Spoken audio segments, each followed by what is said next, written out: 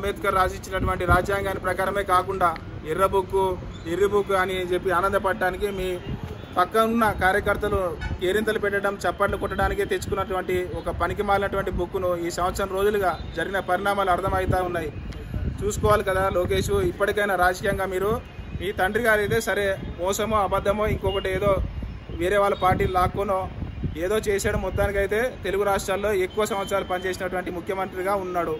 ఆ పరిస్థితులు వేరు, ఆ కాలం వేరు, అప్పుడంతా మీడియా ఫోకస్ లేదు. కానీ ఇప్పుడు ఈరోజు ఎక్కడ సంఘటన జరిగినా కానీ కూడా క్షణాల్లో ప్రతి వ్యక్తికి చేసేటటువంటి ప్రచార సాధనాలు ఉన్నాయి. అలాంటి సాంకేతిక యుగంలో మీరు ఎవరితోనో భయపెట్టాలి, ఇప్పుడు మభ్యపెట్టాలి, ఒక పనికిమాలిన ఆలోచన చేసే ఈ రాజకీయాలంతా బ్రేకులు పడుతూ ఉంటాయి. అర్థమవుతుందా లోకేష్ గారు? మళ్ళీ భవిష్యత్తులో మీ పార్టీకి నువ్వు కాబోయే నాయకుడివి అనుకుంటున్నావు.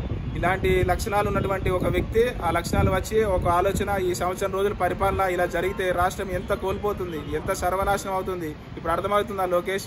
చూసుకోండి, ఇప్పటికన్నా మార్చుకోండి, కొంచెం పక్కన పెట్టి చట్ట ప్రకారం పరిపాలన చేయండి. మిగిలిన 4 సంవత్సరాలు ఆ తర్వాత ప్రజల్లో నిర్ణయించుకుంటారు. ఒకసారి జరిగిన సంఘటన, ఒకసారి ఒక ప్రజాస్వామ్యంలో ప్రజల మీద, సమాజం మీద భయంకరమైనటువంటి చేయరానటువంటి ఒక ముద్ర పడితే ఆ ముద్ర చెరుపుకోవాలంటే జీవితాంతం చాలా టైం పడుతుంది. లోకేష్ గారు అర్థం చేసుకోండి ఇప్పటికైనా. Thank you. Me P Koteswararao, Kandukur నియోజకవర్గం.